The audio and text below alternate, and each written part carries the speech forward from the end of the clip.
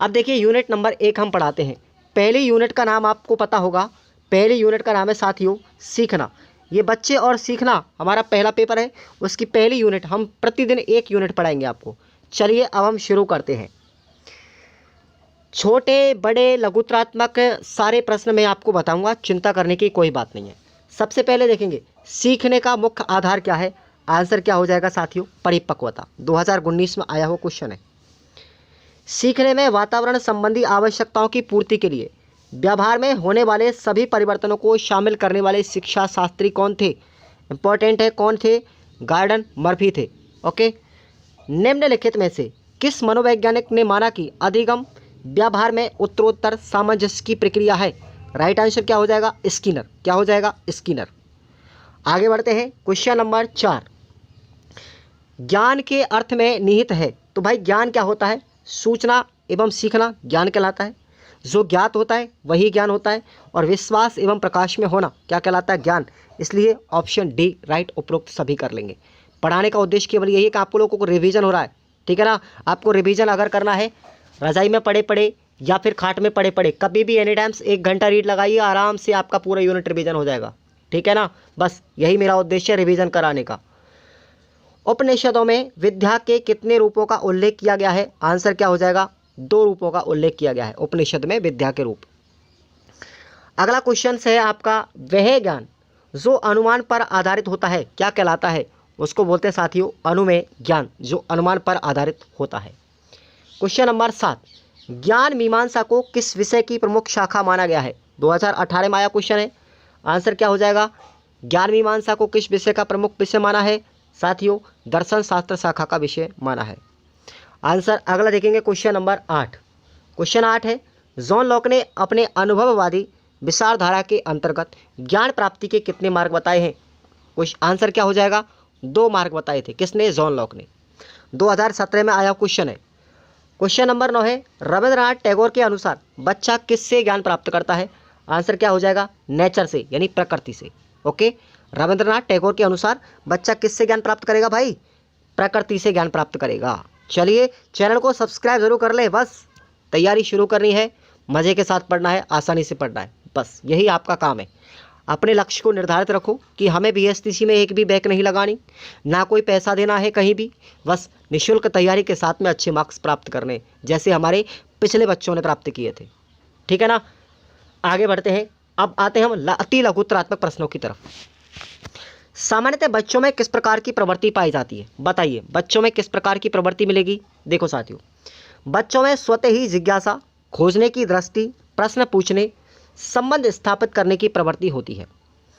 वो खोजबीन करते रहते हैं, प्रतिक्रिया करते रहते हैं, चीज़ें बनाते रहते हैं, बिगाड़ते रहते हैं और अर्थ लगाते रहते हैं, और अपने आसपास की दुनिया में रहकर भी सक्रिय रह करके वो कुछ ना कुछ सीखते रहते हैं। पहला प्रश्न हो गया। अब देखते हैं, हम कुछ इंपॉर्टेंट ही बात करेंगे, इंपॉर्टेंट क्वेश्चनों की बात करेंगे बस। बच्चों के सीखने की क्षमता को कैसे बढ़ाया जा सकता है और इसके क्या तरीके हो सकते हैं, बताओ जल्दी से। आंसर हो जाएगा, बच्चों की क्षमता को प्रशिक्षण या तैयारी के माध्यम से बढ़ाया जा सकता है। इसके लिए हम विभिन्न तरीकों, अवलोकन, तर्क करना, समीक्षा करना, संवाद करना, चिंतन और प्रयोग आदि के द्वारा उनको हम सिखा सकते हैं। पीडीएफ को डाउनलोड कर लो, टेलीग्राम का लिंक दिया गया डिस्क्रिप्शन बॉक्स में, वीडियो को मैं अच्छे से याद रखना। आप आगे बढ़ते हैं, अगले प्रश्न पर आते हैं। अगला प्रश्न बहुत इंपॉर्टेंट है, आ सकता है, परिपक्वता और आयु एक दूसरे से कैसे संबंधित हैं, समझाइए। प्रश्न 2019 में आ चुका है, देखेंगे भाई। आयु बढ़ने के साथ साथ बालक की शारीरिक और मानसिक रूप से परिपक्व होने लगता है। जैसे जैसे बच्चे का शरीर बढ़ेगा, मानसिक परिपक्वता आएगी, उम्र बढ़ेगी, तो आयु बढ़ने के साथ साथ उसकी मांसपेशियों में चलने की परिपक्वता हो जाती है और वो बच्चा चलना प्रारंभ कर देता है। इसलिए आयु बढ़ने के साथ साथ में परिपक्वता भी बढ़ती है। क्लियर, याद रख लेना। अब देखेंगे, बच्चे में ज्ञान का निर्माण कैसे होता है भाई। बच्चे में ज्ञान का निर्माण बच्चों के मस्तिष्क में उत्पन्न होने वाली विभिन्न विचार और उसकी प्रवृत्तियों के मिले जुले स्वरूप से होता है। क्लियर। अगला क्वेश्चन देखेंगे आप लोग।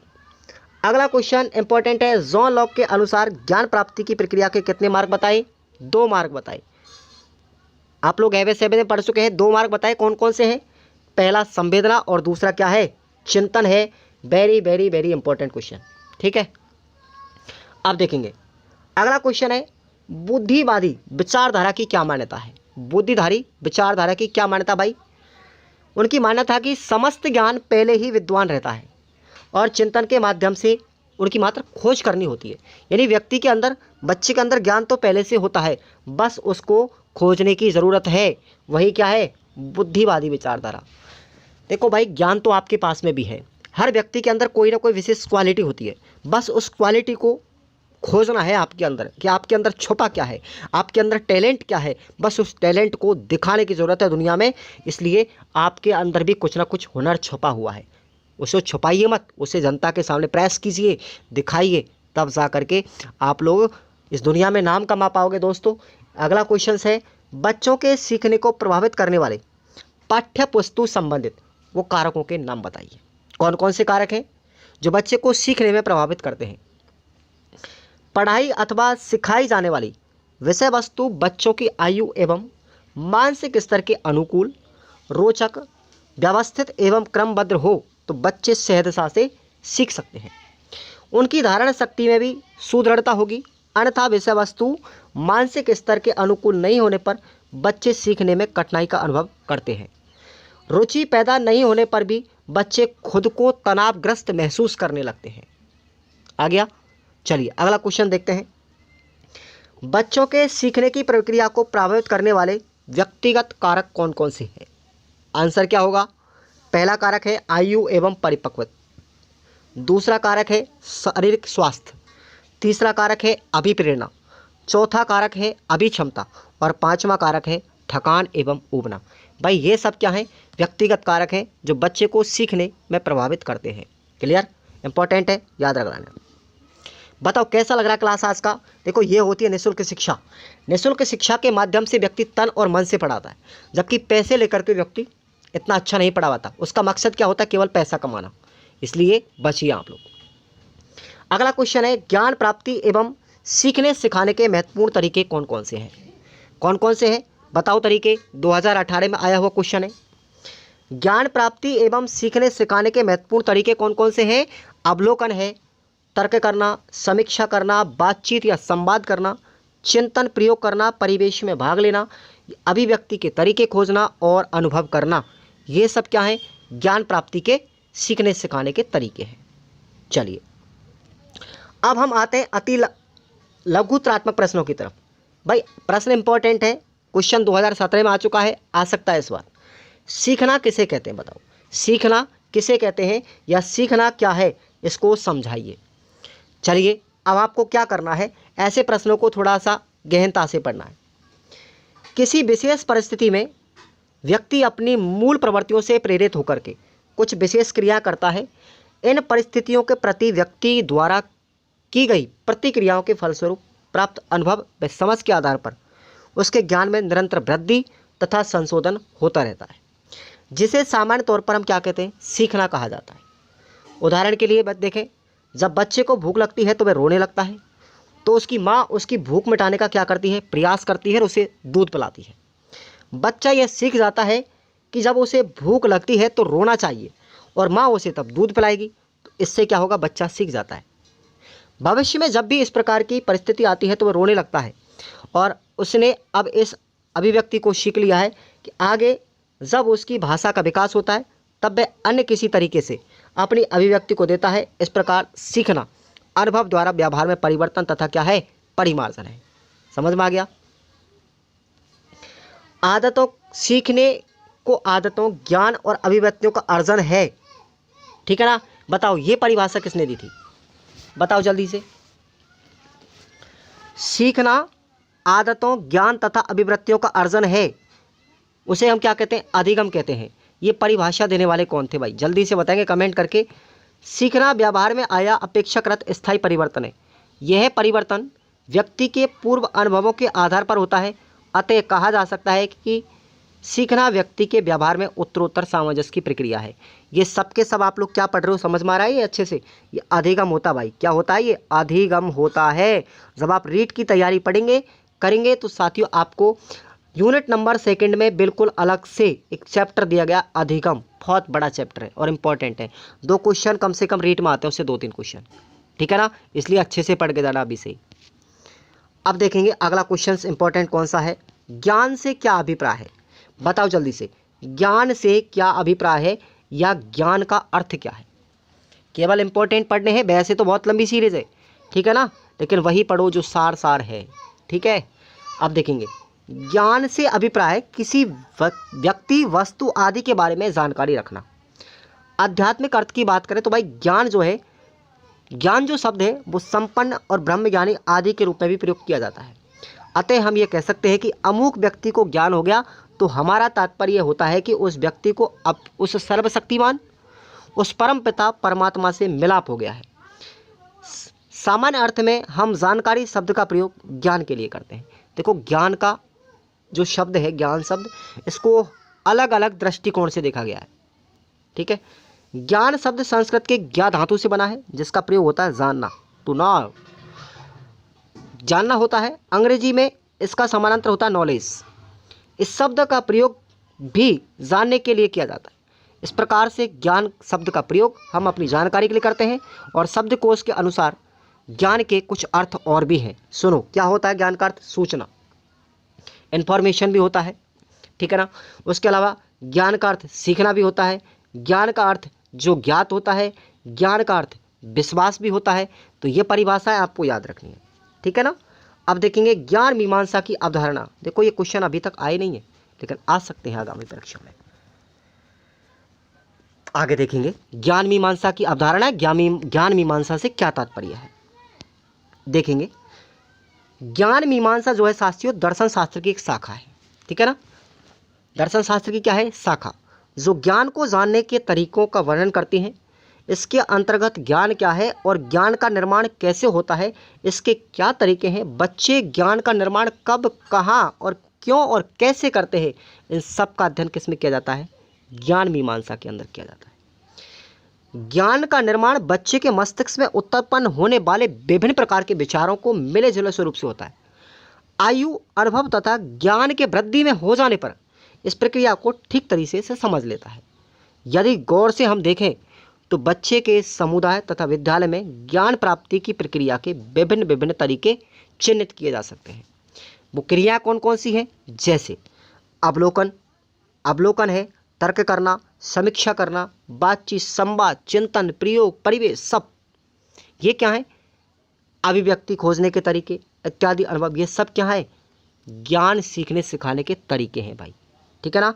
इनका विस्तृत रूप से अध्ययन करना क्या कहलाता है? ज्ञान मीमांसा के अंदर कहलाता है। आगे समझ में। अब देखेंगे क्वेश्चन है हमारा, बच्चे क्या कोरी सलेट है या उनमें ज्ञान का भंडार है? इसको उदाहरण देकर के समझाइए। भाई बच्चे कोरी सलेट हैं, ये कथन कहा था जॉन डीबी ने। किसने कहा था? जॉन डीबी का कथन है ये वैसे, ठीक है ना। अब देखेंगे आगे हम। सामान्यतः ये धारणा बनी हुई है समाज के अंदर कि बच्चे कोरी सलेट होते हैं, बच्चे कच्चे घड़ों के समान होते हैं या बच्चे कुछ नहीं जानते, जबकि वास्तविकता ये है कि इससे कहीं अलग है। भाई वास्तविकता कुछ और ही है। बच्चा 5-6 वर्ष की उम्र में जब विद्यालय में प्रवेश करता है तो इससे पहले वे अपने परिवार में, अपने समुदाय में, परिवेश में, पशु पक्षियों, वनस्पतियों, सामाजिक संबंधों से, भाषा शब्दों से, कविता, कहानियों के आदि से निरंतर संपर्क में रहता था, जिनसे वो कुछ ना कुछ प्रतिक्रिया करते हुए हमेशा सीख, समझ और अपने ज्ञान को बढ़ाता था। सीखने की यह अद्भुत क्षमता, जिज्ञासा उसके ज्ञान भंडार में निरंतर अभिवृद्धि करती रहती है। बच्चे के पास क्या क्या अनुभव हो सकते हैं, बच्चा किन किन वस्तुओं के बारे में जानता है और बच्चे का शब्द भंडार कितना है, ये सारी की सारी बातें, ये सारे प्रश्न हमारे मन में उठते हैं भाई। लेकिन ऐसा नहीं होता। भाषा का ज्ञान, समुदाय, परिवार की समझ, परिवेश की समझ, आकृतियों, आकार की समझ, वजन की समझ, तकनीकी ज्ञान आदि। अतः हम कह सकते हैं कि बच्चा कभी कोरी सलेट नहीं होते, उनमें तो ज्ञान का भंडार भरा पड़ा होता है।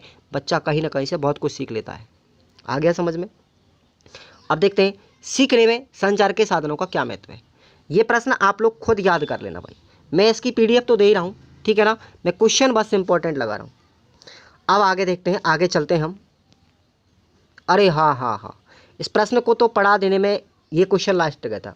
बच्चों के सीखने को अभी प्रभावी बनाने में अभिभावकों की भूमिका को उदाहरण देकर के समझाइए। यानी कि बच्चे को सीखने में या सिखाने में अपने घर वालों की क्या भूमिका होती है, अपने अभिभावकों की क्या भूमिका होती है। देखो मैंने यहाँ पर निबंधात्मक प्रश्न नहीं बताए, अगर आप इन छोटे प्रश्नों को याद कर लेंगे तो निबंधात्मक अपने ही आप हो जाएंगे याद। ठीक है ना भाई, ज़्यादा अंतर नहीं है। अगर आपने इतना याद कर लिया तो देखो निबंधात्मक प्रश्नों के लिए मैं कुछ अलग लेके आऊँगा। एग्जाम से 15-20 दिन पहले मैं आपको निबंधात्मक प्रश्नों के लिए कुछ अलग चीज़ लेकर के आऊँगा, लेकिन अभी वो फिलहाल में छुपी हुई है, बताऊँगा नहीं, सीक्रेट है, तभी बताएंगे।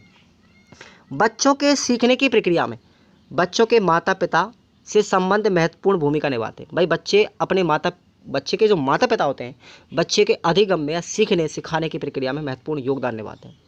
यदि बच्चों में माता पिता के आपसी संबंध सम्मान और विश्वास पर आधारित हैं तो बच्चों के लिए अच्छा वातावरण कहा जा सकता है। जिसके माता पिता बच्चे को अच्छा टाइम देते हैं, अच्छा वातावरण रखते हैं परिवार का, तो वो समझ लो एक शिक्षित परिवार है, जिसके फलस्वरूप बच्चा अधिक सीख सकता है। विपरीत परिस्थिति बच्चे के सीखने में अवरोध करती है, जहां बच्चा असहज महसूस करता है। भाई जिस वातावरण या जिस परिवेश में, जिस परिवार में अच्छा वातावरण नहीं है ना, तो वहाँ बच्चे भी बिगड़े हुए मिलेंगे।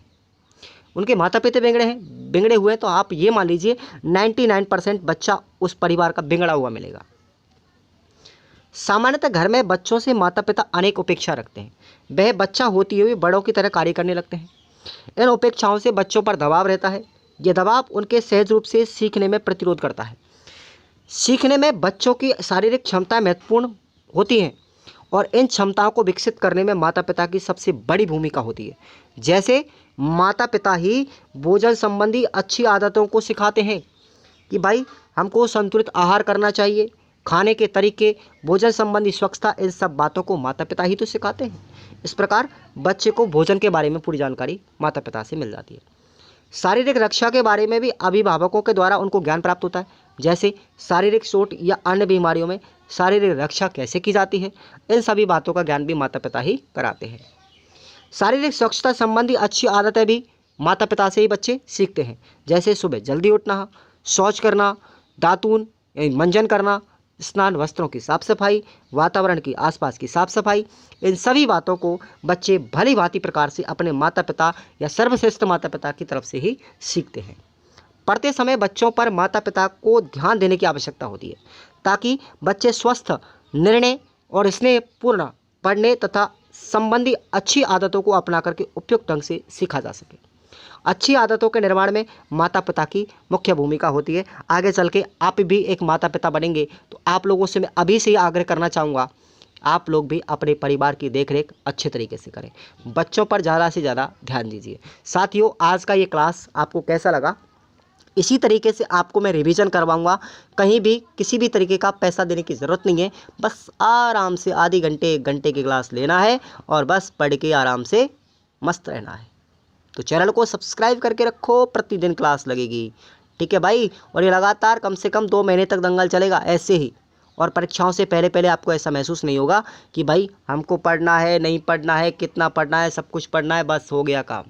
अब तो ये मान लीजिए, अगर आप दिन में 2 बार भी इस क्लास को देख लेंगे ना तो चुटकियों में पेपर हो जाएगा। ध्यान रखना, चुटकियों में पेपर हो जाएगा तुम्हारा, ये मेरा दावा है। ओके, तो सब्सक्राइब कर लो भाइयों और अपने दोस्तों को बता दो, सब दोस्तों को बता दो। प्रश्न बाहर नहीं जाएगा, ये मेरी जिम्मेदारी मैं आपसे आप भी कह रहा हूँ। निबंधात्मक प्रश्न मैं आपको पढ़ा दूंगा बाद में, ठीक है ना। धन्यवाद।